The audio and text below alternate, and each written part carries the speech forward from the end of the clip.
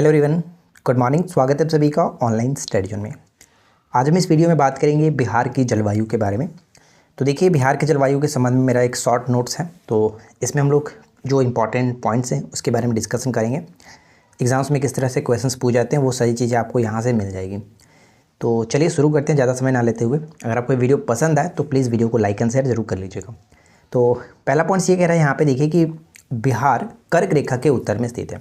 तो जनरली आप सभी को पता है कि कर्क रेखा जो है वो 23.5 डिग्री उत्तरी अक्षांश होता है, राइट। और ये क्या है, उत्तरी भागों में पड़ता है, और हमारा बिहार भी जो है वो उत्तर पूर्वी भागों में स्थित है, रेखा के उत्तर में पड़ता है। ये चीज़ ध्यान रखिएगा, गुजरता नहीं है, कर्क रेखा के उत्तर में पड़ता है, राइट। अब उसके बाद क्या है कि इसके पश्चिमी भाग में आर्द्र तथा इसके पूर्वी भाग में आर्द्र शुष्क जलवायु पाई जाती है। तो पहला पॉइंट यहाँ पे ध्यान रखना है कि इसके पश्चिमी भाग में आर्द्र तथा पूर्वी भाग में आर्द्र शुष्क जलवायु पाई जाती है, ठीक है। जो अवस्थिति है वो किस प्रकार की है, तो उपोष्ण कटिबंधीय जलवायु क्षेत्र है। उपोष्ण कटिबंधीय जलवायु क्षेत्र है, एकदम वीवीआई पॉइंट्स ये ध्यान रखेंगे। और बिहार की जलवायु किस प्रकार की है, तो बिहार की जलवायु मानसूनी है, राइट। यानी कि अवस्थिति देखें तो उपोष्ण कटिबंधीय जलवायु क्षेत्र के अंतर्गत आता है, और बिहार की जलवायु मानसूनी क्षेत्र है, मानसूनी प्रकार की है, तो ये ध्यान रखिएगा। अब हम इसके बाद आगे बढ़ते हैं, और इसके बाद आगे क्या लिखा गया कि यहाँ की जो जलवायु में महाद्वीपीय जलवायु के लक्षण पाए जाते हैं। महाद्वीपीय जलवायु के लक्षण पाए जाते हैं, किंतु वर्षा के समय में पर्याप्त नमी होने के कारण इसे संशोधित महाद्वीपीय जलवायु का क्षेत्र भी कहा जाता है।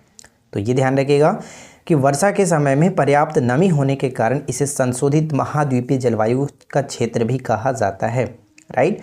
उसके बाद सबसे इंपॉर्टेंट पॉइंट्स जो कि एग्जाम्स में ज़्यादातर पूछा जाता है बिहार के जलवायु से, वो क्या है कि कोपेन के अनुसार जलवायु वर्गीकरण के अनुसार, ध्यान दीजिएगा, कोपेन के जलवायु वर्गीकरण के अनुसार उत्तरी बिहार की जो जलवायु किस प्रकार की है, तो उत्तरी बिहार की जलवायु CWG एवं दक्षिणी भाग की जो जलवायु है उसको AW प्रकार के जलवायु के अंतर्गत रखा गया। यानी उत्तर वाली भाग जो है CWG और दक्षिणी भाग को AW के अंतर्गत रखा गया। और यही आपको जलवायु से संबंधित सबसे पहला पॉइंट और सबसे इंपॉर्टेंट पॉइंट्स याद रखना है, क्योंकि अगर बिहार के जलवायु से, मानसून से प्रश्न अगर पूछा जाता है तो सबसे पहला फोकस इसी क्वेश्चंस पे रहता है, तो इसे याद रखेंगे, राइट।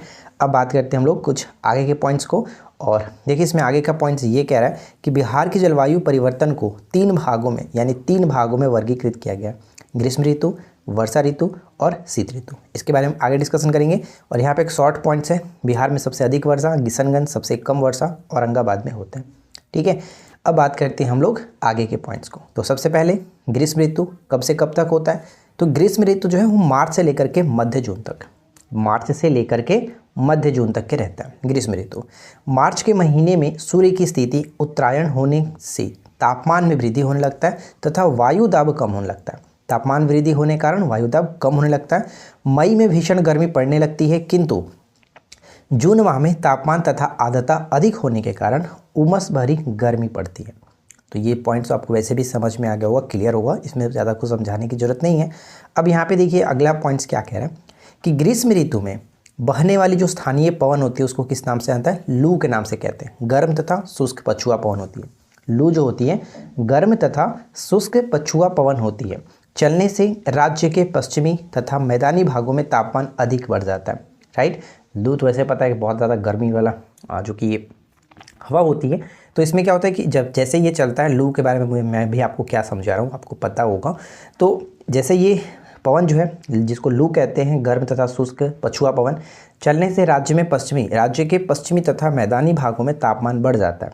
और सबसे गर्म जिले के रूप में किसे जानते हैं, तो सबसे गर्म जिला होता है गया, ठीक है। गया जो कि 47 डिग्री सेल्सियस इसका मापा गया, इस तरह से कह सकते हैं। उसके बाद हमारा नेक्स्ट पॉइंट बनता है वर्षा ऋतु, राइट। तो चलिए वर्षा ऋतु के संबंध में कुछ पॉइंट्स हैं जिसको हम लोग डिस्कस करते हैं।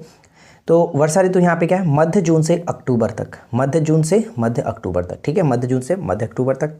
इसमें क्या है कि बिहार में वर्षा ऋतु का आगमन दक्षिणी पश्चिम मानसून से होता है। वैसे आपको पता होगा कि भारत में जो ज़्यादातर वर्षा होता है वो अभी आपका दक्षिण पश्चिम मानसून से ही होता है। तो बिहार में वर्षा ऋतु का आगमन किस मानसून से, तो दक्षिणी पश्चिम मानसून से होता है, एकदम वीवीआई है। बिहार में वर्षा पूर्वी क्षेत्रों में 8 जून एवं पश्चिमी क्षेत्रों में 15 जून तक के आरंभ हो जाती है।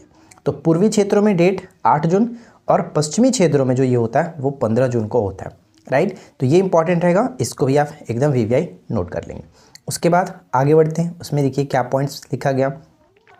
बिहार में दक्षिणी पश्चिम मानसून का प्रभाव अक्टूबर तक रहता है। बिहार में दक्षिण पश्चिम मानसून का प्रभाव अक्टूबर तक रहता है, इसलिए राज्य में मध्य जून से अक्टूबर तक का जो काल होता है इसे वर्षा ऋतु या फिर मानसून का काल कहा जाता है। यानी कि बिहार में मानसून का काल कब से कब, मध्य जून से लेकर के मध्य अक्टूबर तक के काल को कहा जाता है मानसून का काल या फिर वर्षा ऋतु का काल बिहार में, राइट।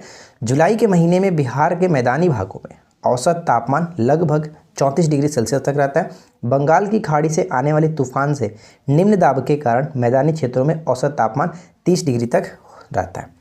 तो ये थोड़ा सा याद रखने वाला पॉइंट है, आप याद रख सकते हैं। सर्वाधिक वर्षा वाला जो माह है वो कौन सा है, तो जुलाई एवं अगस्त।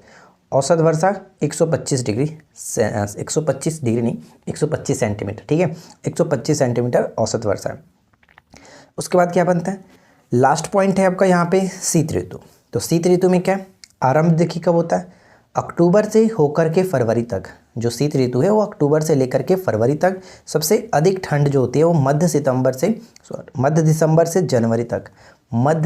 से जनवरी तक सबसे अधिक ठंड, राइट। अब देखिए क्या है कि शीत ऋतु में बंगाल की खाड़ी से तूफानी मौसमी दशाएं विकसित होने के कारण 3 या 4 बार पर्याप्त वर्षा होती है, राइट। उसके बाद क्या है कि बिहार में शीत ऋतु में जनवरी माह में मैदानी क्षेत्र का तापमान कितना हो जाता है, 7.5 से 10 डिग्री सेल्सियस। यानी कि बिहार में शीत ऋतु में जनवरी माह में मैदानी क्षेत्र का जो तापमान होता है वो 7.5 से लेकर के 10 डिग्री के मध्य रहता है। इसके बाद आगे क्या पॉइंट्स है, नेक्स्ट पॉइंट ये है कि बिहार में शीत ऋतु में औसत तापमान 16 डिग्री सेल्सियस रहता है, जबकि जनवरी माह में न्यूनतम 4 डिग्री से लेकर के 10 डिग्री सेल्सियस तक रहता है। अगला पॉइंट्स कि उत्तर में पर्वतीय तराई और दक्षिण में पठारी क्षेत्र में पाला जिसको कहते हैं फ्रॉस्ट, पाला पड़ता है, जिसके कारण फसलों को अधिक हानि पहुंचती है। किसके कारण पूछा जा सकता है, तो उत्तर में पर्वतीय तराई और दक्षिण के पठारी क्षेत्रों में पाला पड़ता है। कहाँ पर पड़ता है, तो ये ध्यान रखिएगा, और जिसके कारण फसलों को अधिक हानि पहुंचती है। उसके बाद लास्ट पॉइंट हमारा बनता है कि बिहार की जलवायु की विशेषता क्या क्या है। तो देखिए बिहार की जलवायु की जो विशेषताएं हैं वो इस तरह से कि बिहार की जलवायु की मुख्य विशेषताएं निम्न है। बिहार में मानसून का आगमन मध्य जून से होता है, जैसे कि 8 जून 15 जून हमने देखा था, पूर्वी भागों में 8 जून, पश्चिमी भागों में 15 जून। दिसंबर और जनवरी में झंझावत वर्षा होती है। बिहार की जलवायु मानसूनी है। बिहार की जलवायु कैसी है, मानसूनी है, जिसे संशोधित उपोष्ण कटिबंधीय जलवायु भी कहा जाता है। ऊपर मैंने सबसे पहले देखा गया था, ठीक है, भी कहा जाता है। बिहार में जून के महीने में चक्रवाती तूफान यानी कि जिसको नार्वेस्टर कहते हैं के कारण अधिक वर्षा होती है, जिसे काल वैसाखी के नाम से भी जाना जाता है, राइट। तो देखिए फ्रेंड्स, बिहार की जलवायु से जो भी पॉइंट्स थी वो हमने शॉर्ट में डिस्कशन किया। सबसे जो इम्पॉर्टेंट पॉइंट्स था वो आपको ऊपर में बताया गया था। जैसे CWG जो होता है वो आपको उत्तर बिहार के क्षेत्रों के लिए कोपेनहेगन के बनाया गया, कोपेन के जलवायु परिवर्तन के द्वारा। सबसे ज़रूरी जो चीज़ है वो आपको याद रखना है, जो कि कोपेन के जलवायु वर्गीकरण के अनुसार हमने देखा था। उत्तरी बिहार को किस के अंतर्गत रखा जाता है, तो उत्तरी बिहार को CWG के अंतर्गत रखा जाता है, राइट। जबकि दक्षिणी भाग को हमने क्या देखा था, AW के अंतर्गत रखा जाता है। सबसे महत्वपूर्ण पॉइंट्स यही है, ये दोनों आपको याद रखना है। उसके बाद बाकी चीज़ों को याद रखिए। एक बार वीडियो को देख लीजिए अच्छे से, वो सारी चीज़ें आपको ध्यान में रखिएगी, ठीक है। तो चलिए आज के इस वीडियो में इतना ही। उम्मीद करते हैं कि ये छोटा सा पॉइंट आपको समझ में आया होगा और आपको अच्छा लगा होगा। वीडियो आपको कैसा लगा नीचे कमेंट करके बताइएगा। और ये सारी PDF आपको हमारे पेड कोर्सेज में ही डाला जाता है, तो ऐसे हम आपको शेयर कर नहीं सकते, थोड़ा सा प्राइवेसी है, पर्सनल है। तो आप लोगों को अगर ये PDF चाहिए, नोट्स वगैरह आपको बनाना है, तो आप जा करके हमारे पेड कोर्सेज से ही आप इस नोट्स को बना सकते हैं, ठीक है। तो फिलहाल इस वीडियो में इतना ही फ्रेंड्स, मिलते हैं नेक्स्ट क्लास में। Thanks for watching, keep learning, have a good day.